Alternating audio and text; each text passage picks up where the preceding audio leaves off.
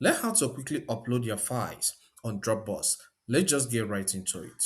The first step is to launch your web browser, and here I'll be using Google Chrome for this.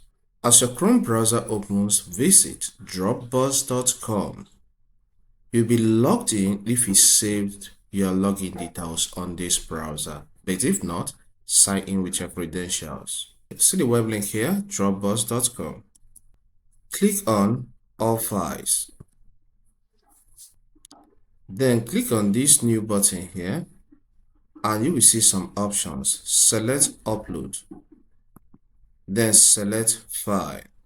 This will open a folder in your PC. So get to the file you want to upload on it. So here, let's upload this one named Use Google Gemini in Sheets. It's a photo, actually, an image. I'll click on it and click on Open.